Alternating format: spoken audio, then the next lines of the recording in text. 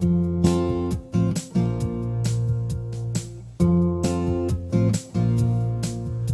dusk, there came a turning. There was a moment when all was known. You could feel beauty rising on the breeze, the shapes, the stone, and I would ride. Yes. I was just curious about the wildflowers, because I bought brands before that just haven't taken, and I wondered if you had like a source that you like. Vermont Wildflower Company is wonderful. They're incredibly responsive. They will answer just about any questions you have. What the best thing to do for that is soil preparation. So if you're, then that's a great segue here. What's that? So soil preparation. So if you already have a raised bed that's established, that's got beautiful soil in it, just go ahead and plant as prescribed by the seed company. If you're creating a new space, this is what you're looking to do is to try to get rid of the existing what's called the seed bank. So within the soil, regardless of what's grown there over the years, it accumulates seeds. And so if you're, like you said, you need to prepare that space. One of the most effective methods is called solarization, which is where you mow whatever it is there down as low as you can cut it. And then you take a sheet of plastic, heavy duty, like formula plastic, and you lay that out, preferably with sandbags around the area. And what you want to do is try to get to eliminate any airflow underneath that. And once you create that cover of that space, you leave it out for as long as you can, preferably 6 weeks in the sun. And what it will do is it will bake that soil. Now, another method to make that even more effective is to actually turn that soil, to plow it or till it. So you're turning up the seed bank and you're allowing some of it to come to the surface and perhaps germinate. The more of that seed bank that you can sterilize and eliminate before you plant your seeds, the less competition those other plants are going to have, your wildflowers are going to have when they come up. We've found anecdotally here, we've got a great team that has been creating some wonderful wildflower spaces over the last few years. That when once you broadcast the seed into the space you're going to plant, is to pack down that soil. If that soil is rolled out, we had much better adoption rates and germination rates with actually a more packed soil than a loose soil, interestingly enough, for wildflowers specifically. Any other questions? How many hives do you have? At any given moment, that's all. Typically speaking, per year, it fluctuates. I try not to go too much above 40 to 50. That seems to be about the limit of my capacity to handle. Do you treat for varroa? I do. Yeah. I use oxalic. Okay. I have tried many different treatments. I've gone the no treatment route. For too long. Mm-hmm. I really, if I had a larger apiary, I think I would attempt more of the self-selection. In fact, and I did, for many years. It's just financially and emotionally traumatic to go out in the spring, and it's hard. I was not prepared for the emotional attachment.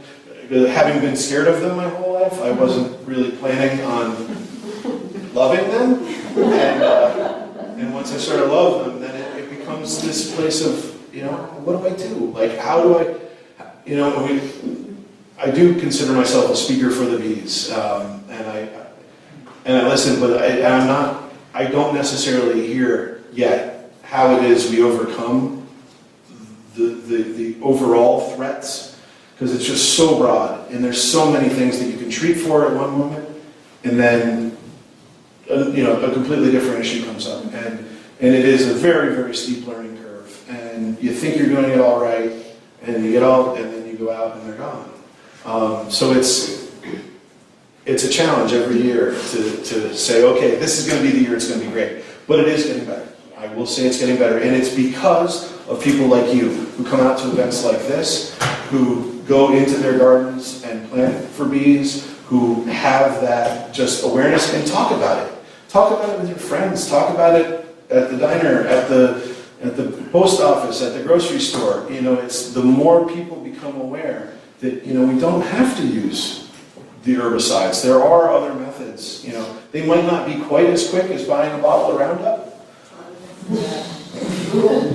Thank you for making that sound. Thank you. Because that's exactly the sound the hive should be making when we hear that word. Because it doesn't just kill the thing you're targeting. It kills everything. And it, all those other plants. How long did the pesticide that they used, called the service, how long is it deadly for? Depends on what they use. Yeah. Yeah. And to be perfectly honest, it's really hard to get that information. There's a reason they make it very hard to get, because people would go, oh, wow, maybe I don't want to use that. There's a balance that we all have to find. I try not to be too, and or too much of a purist. It's understandable that there's only so much time in any given day. There's only so much work that can be done. There's only so many things. But each one of us doing those little things can have a huge overall difference if each one of us creates our little island of biodiversity, our little wild spaces, and we create that, and we welcome the bees in, and we welcome, the idea that the bees are going to recover. They are going to adapt and evolve. Because they will. They've proven this. They're an incredibly hardy organism over time. And yes, the threats that they're facing right now are huge. And a lot of them are man-made. Most of them, I would argue, are man-made at this point. And it's because to be a successful commercial beekeeper, you can't allow the bees to live the way the bees want to live. So it's finding that balance. It's finding that happy medium. And it's finding those little things you can do to make the world that you inhabit a happier place for all of the pollinators. And when you do that, that's where the biodiversity will respond, it will rebound. I firmly believe that. It's just a matter of all of us coming together and doing wonderful things. Yes? I have two healthy thoughts or suggestions. Yes, absolutely.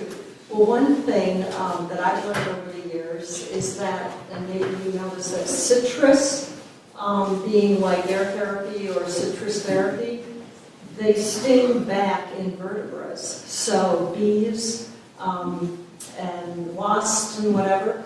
So any of the citrus-based sprays, Okay. you can use that, and that will sting them back and kills them invertebrates. So for wasps or whatever. Okay. Learned that 30-some years ago. Used to, All right. so any of those natural citrus sprays. Okay. Secondly, are you familiar with homeopathically for bee stings Apis mel, which is bee? Mm-hmm. So Apis mel or Ledum palustra, you can take internally if you get stung by a bee, or you can make a little paste like you would and put it right on the stings. Mm-hmm. And so it's a homeopathic, so it's basically like treating like, and I've been stung a number of times, and you can just take that. So for a healthy way to suggestion. One of the other ones, if you are stung or bitten by just about any of our flying, stinging friends, it grows everywhere. It's a broadleaf plant called the plantain, and for those of you that are familiar with it, it's the ones that puts up the little vertical stalk with all the nubbies on it. If you take those leaves and chew them up, they don't taste that great, but actually make that into poulticides. Usually when I'm in the bee yard and I get stung, which happens more often than not, because now I don't use gloves anymore. I find I'm much more delicate and gentle with the bees without gloves on. But when I do get stung, it's a great way to sort of relieve some of that pain. Other questions? Yes. A couple of years ago, I bought some bedding plants at a big box store, Mhm. and when I got it home on the tag, it said, I think it's pronounced neonicotinoids is what it was treated with. Yes, they are, I don't know if they're required to label that, but I think they're supposed to label it. Yeah, I was really surprised. So I guess my question is, like, when everyone's going out to buy their spring annuals for the season, is it doing more damage than good? Like, are you better off not even having that nectar source if Well, it's poison? That's why I recommend, yes. So that's why I recommend the, having a seed mix Okay. and planting from seed, because you do never know what you're getting, where it's coming from. And without lingering too much on the pesticide issue, for those of you that aren't familiar with neonicotinoids, if you ever see that, it's toxic. See what, I'm sorry? If a plant has been treated with a neonicotinoid pesticide, that's it's a highly toxic substance that kills bees. Although they claim it just makes them confused, but if a bee can't find its way back to the hive because it's confused, it's going to die. Yeah. So how do you make sure you're not buying that? Well, I'm sorry. So if you look for, basically, like I was saying, if you go to the big, Don't buy there. it's Home Depots and the bigger box stores tend to have, they're now becoming aware of it and they're labeling it because it is, again, it's people going in and asking. And this is where we as a hive have that voice. If we're asking the questions and they hear it enough times, they're going to start paying attention and hopefully not using them. But yes, so the neonicotinoids are probably one of the most widespread of pesticides, and you'll see it with GMO crops, corn primarily. It comes coated. The seed comes coated, and so what happens is when the seed is being planted, the broadcasters create a dust cloud that can then drift of this pesticide, and it can hit all the other plants around. Do you have like recommended places? I mean, like, there's, It's- I know of some, just. Yes. Yeah. Well, your local nurseries Right. are your best source, and ask those questions. Do you live in? Yeah. Okay, so there's Reading Greenhouse, okay, and then there's Senior Circle. And that's the where they get plants from too. But most of those places grow their own things. Mhm. So that's a good start, because they'll know exactly if they're not bringing them in yet. Yeah, I always encourage people to, your local gardeners, greenhouses, that's a great place. Always try to buy local honey from your local beekeepers because, yes. Where could we get some of your fine wares? Well, as it just so happens, I do have locally harvested honey here for sale. There's 10 and 20. There's also available at the South Woodstock General Store, although it's on a special discount this evening here. Oh my God. So if you care for some, this is a great place to get it. Yes. Are there specific perennials that bees just go wild for over others? I mean, do you have any recommendations?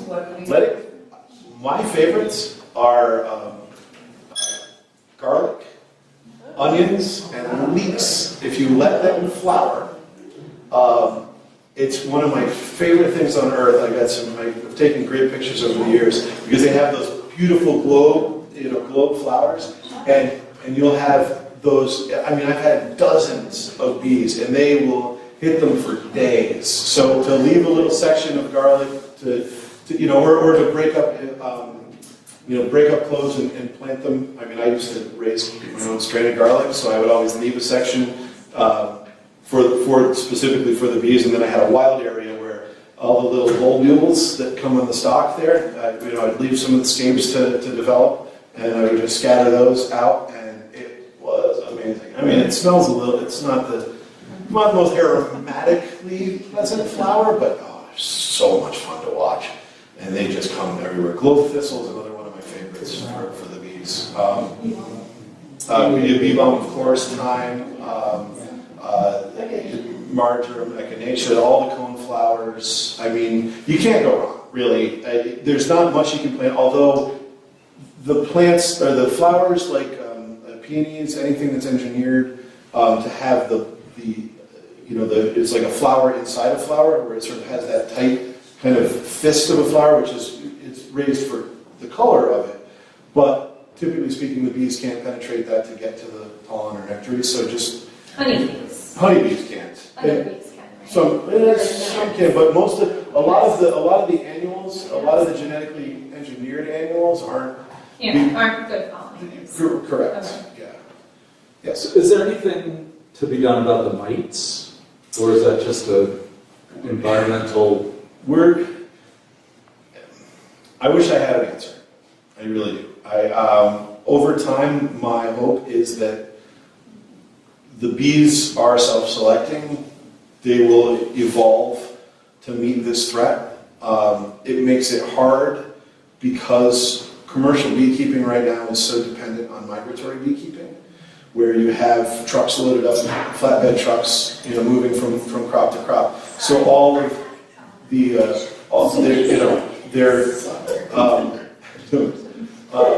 so yes, when those migratory beekeepers move from place to place following crops, because that's one of the only ways to actually do full-time sustained life as a beekeeper is to do that pollination service.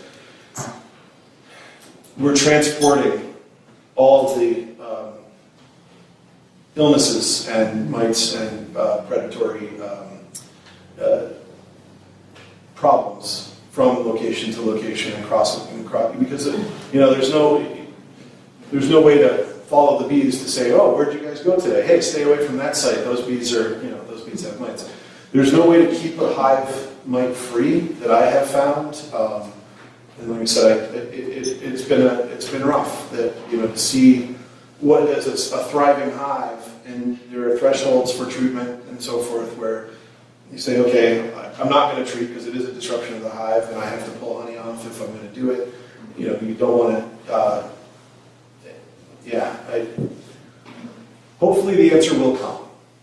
We're not there yet, but one of the ways that I believe we're going to support the bees in doing that is by giving them as broad a pharmacopoeia of herbal resources as possible by creating those wildflower patches that have, for the most part, not gone away. When I was a kid, the field across the street at any given point in the season had a dozen different types of flowers blooming. Now it's just today, and it's only hay. And it's, even the milkweed's gone. We don't see the butterflies. I used to go out and catch the chrysalises when I was a kid. Probably a lot of you did. And, watch the butterflies emerge and release them, and thought that was amazing. Now I go out in the fall and I harvest as much milkweed pod seed as I can, and I spread it everywhere I go in hopes that the milkweed will come back. Because that's what the butterflies, the monarchs, need. It's all those little efforts. And a lot of this doesn't really take a whole lot to do. It's the little things that you can do to create these changes in your own environment will bear wonderful results if we all work together and do it. Yes? I work for the state of Vermont, and Yep. I just became aware of some programs that the state is going to implement. Really? If you'd like to know. I would. They are looking for fallow fields Uh-huh. to plant pollinated plants Really? in, and the grant is still in the legislature as to how to do this, but they're looking for people who have fields that would be willing to do this. And I came here because I thought about the interest. I'd love to collect names on that. Great. And they also have a program called Trees for Streams, which is done for flood mitigation, et cetera. Mm-hmm. And they're now talking about not just planting trees there, but also planting pollinator plants Yes. along with that. That's And- wonderful. And that has a 10-year span that is protected. So the state is listening to this. Spectacular. We have to speak with anybody about this. That's great. Thank you very much for sharing Sue that. Greenlaw, with Otter Creek Natural Resources. Did you sign into, I would love to I get, will. please, yes, and I will, anybody who signs up, we have a sheet over here for email addresses. I'll send out something in the next few days, just a sort of a brief summary. If you put your email on there, and if you can get yours, I'd love to contact you to get some more of that information. Okay. Yes, I just have 2 suggestions. absolutely. I don't know if anyone saw the movie, was it More Than Honey? It was at, my husband and I have been beekeepers for many years, and that film was more educational than I think anything we've ever done. So I recommend anyone who's becoming a beekeeper interested, that's a really great film. It's like inside the hive, called More Than Honey. Yep. And I also wanted to do a shout out for Hunter Hauk, who is a beekeeper and is working in biodynamic beekeeping in Virginia. Okay. It's Spikenard Farm. Spikenard. Yes. Sanctuary, yes. Everything's farm, yeah. So there's a lot to learn from his practices as well. Excellent, thank you. Hunter Hauk. Good to And have. I'm from the Waldorf School in Beach, and we're 100, Waldorf Education is 100 years old this year, and our initiative is, one of the initiatives is planting pollinator gardens and supporting the bees worldwide. Great, that's spectacular. Good, thank you. So the kids are learning too. Anyone else? Yes. My question is, how, I think you meant, I don't know if you said this, but how far do the bees travel to, don't they have a pretty wide? Typically speaking, it's about a mile to 2 miles, depending on. And that goes back to some of the earlier questions too about about planting close to the hives, kind of thing. The less they have to travel, the less stress there is on the hive, and they do need a source of water. So again, yeah, if you don't have running water nearby, to have a bird bath out, which is a bee waterer, is a wonderful thing to do. But yeah, they will travel typically about a mile to 2 miles in any given day. Anybody else? Can you just like quickly do the list of the pollinators that we don't think of usually as pollinators? Like things that we might think of as pests that are doing. We have a lot of flies do pollination. You see not so much the house flies, but a lot of the little flies that you see. You'll have little wasps as well. There's all different kinds of bees. There's mason bees, sweat bees, bumblebees. There's lots of different species there. Moths, if you're familiar with the hummingbird moth, it's one of my all-time favorites. They're so cool when they unroll their proboscis. And so yes, the moths, the butterflies, the hummingbirds, having hummingbird feeders. Putting out hummingbird feeders. Oh, this is one too.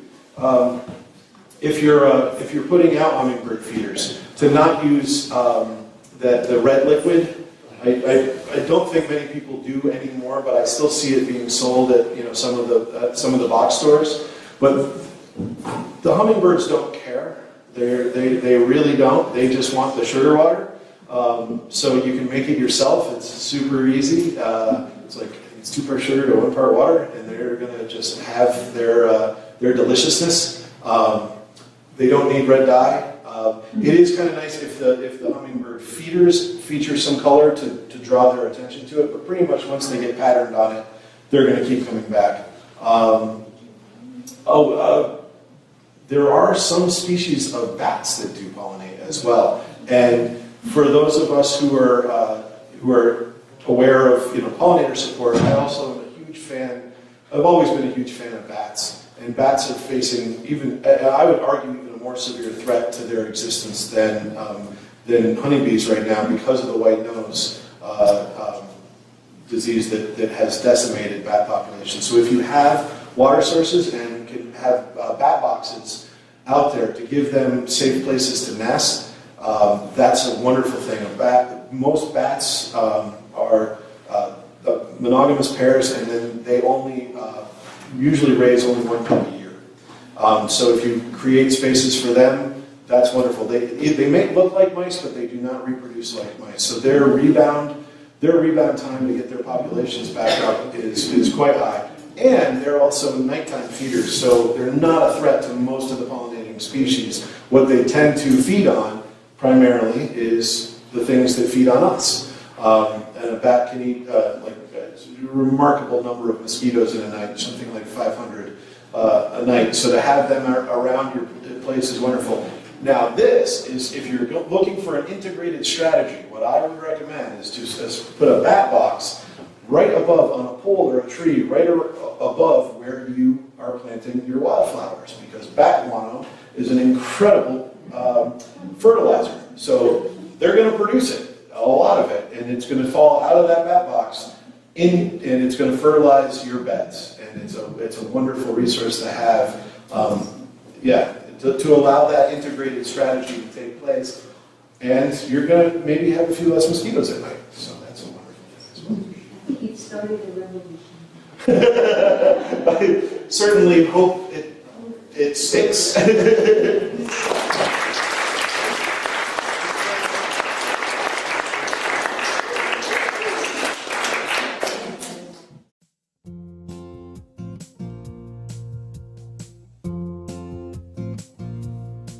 At dusk, there came a turning. There was a moment when all was known. You could feel